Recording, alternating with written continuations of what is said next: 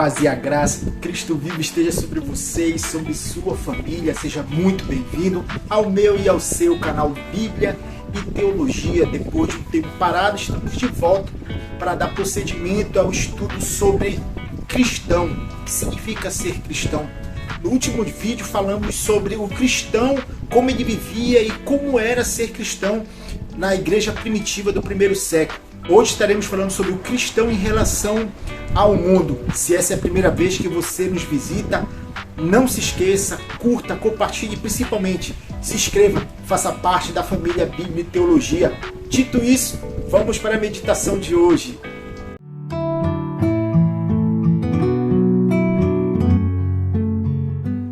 E o texto que eu quero compartilhar com você se encontra na primeira epístola de João, capítulo 2, a partir do versículo 15, que diz assim: Não amem o mundo, nem as coisas que há no mundo. Se alguém amar o mundo, o amor do Pai não está nele. Porque tudo que há no mundo, os desejos da carne, os desejos dos olhos e a soberba da vida, não procede do Pai, mas procede do mundo. Ora, o mundo passa, bem como os seus desejos, mas aquele que faz a vontade de Deus permanece para sempre. Não ameis o mundo.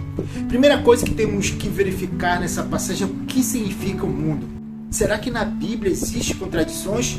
Lá em João, capítulo 3, versículo 16, um dos versículos mais conhecidos da Bíblia, diz que Deus amou o mundo de tal maneira que deu o seu único Filho para que todo aquele que nele crê não pereça, mas tenha vida eterna.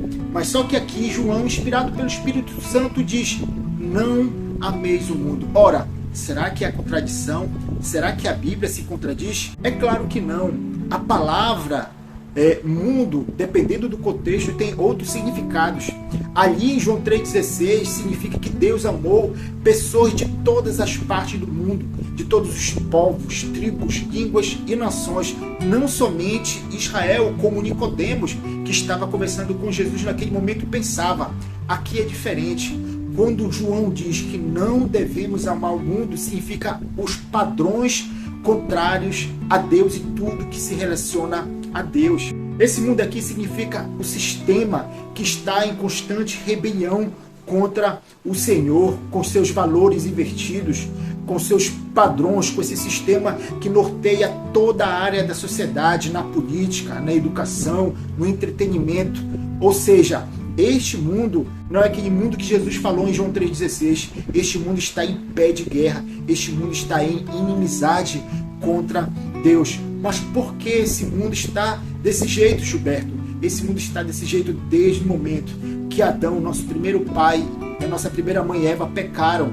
Ali, quando eles desobedeceram a Deus, Satanás entrou no mundo e agora, desde aquele momento, exerce uma forte influência neste mundo. Se você ver lá no capítulo 5, versículo 19 dessa mesma epístola, João traz uma revelação muito séria sobre o estado moral, espiritual deste mundo. Veja o que ele diz: sabemos que somos de Deus e que o mundo inteiro jaz no maligno. Não foi somente João que falou sobre essa forte influência de Satanás sobre todas as áreas do mundo. Paulo também falou na sua segunda epístola aos Coríntios, capítulo 4, versículo 4, ele diz assim: nos quais o Deus deste mundo cegou o entendimento dos descrentes, para que não lhes resplandeça a luz do evangelho da glória de Cristo, o qual é a imagem de Deus. Paulo chama Satanás de Deus por causa da sua forte influência sobre aquelas pessoas que estão longe de Deus. Ele é adorado, ele é cultuado, mesmo essas pessoas não sabendo. Quando elas vivem de acordo com os padrões, com os ideais deste mundo, eles estão vivendo para o seu Deus, chamado Satanás. Mas para aqueles que conhecem a Cristo, para aqueles que se entregaram a Cristo, só existe um único Deus. O próprio Cristo, lá no Evangelho de João, diz, quando ele estava perto de ser preso, ele diz: eis que o príncipe deste mundo se aproxima e eu não tenho nada dele. É por isso que João, na sua epístola, diz que nós não devemos amar o mundo. Como assim amar o mundo? Quando a gente fala de amor, a gente fala de relacionamento, de intimidade, de entrega. É isso que João está dizendo. Nós não devemos assumir um relacionamento íntimo de amor, de apego a esse mundo. Paulo, lá no capítulo 12, versículo 2 da sua carta aos Romanos, ele diz: e não vos conformeis com este século, ou seja, não vos conformeis com este mundo, mas transformai-vos pela renovação da vossa mente, para que possa experimentar qual seja a boa, perfeita e agradável da vontade de Deus. A posição do cristão diante desse mundo contrário à vontade de Deus é de oposição. Nós não devemos nos moldar aos padrões morais corruptos, carnais e diabólicos deste mundo. Essa é a atitude do cristão. Nós não devemos nos deixar nos levar pelos padrões do mundo. Há uma grande multidão que se entrega aos prazeres deste mundo, que vivem de acordo com os padrões desse mundo. O cristão é um peregrino nessa terra.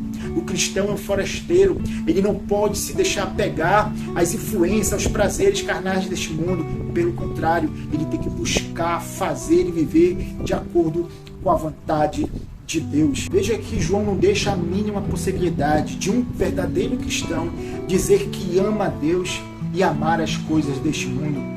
O cristão se coloca em oposição a esse mundo porque ele não pertence a esse mundo.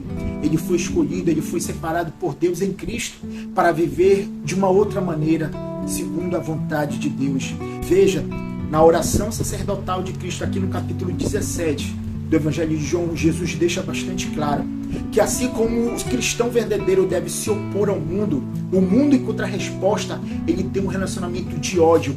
O mundo e aqueles que vivem de acordo com os padrões desse mundo, eles nunca vão aceitar por completo aquelas pessoas que vivem de acordo com os padrões do reino de Deus. Aqui nesse mesmo capítulo 17 do Evangelho de João, no versículo 14, veja a realidade daquilo que o mundo acha sobre aqueles que seguem a Cristo. Eu lhes tenho dado a tua palavra e o mundo os odiou, porque eles não são do mundo, como também eu não sou.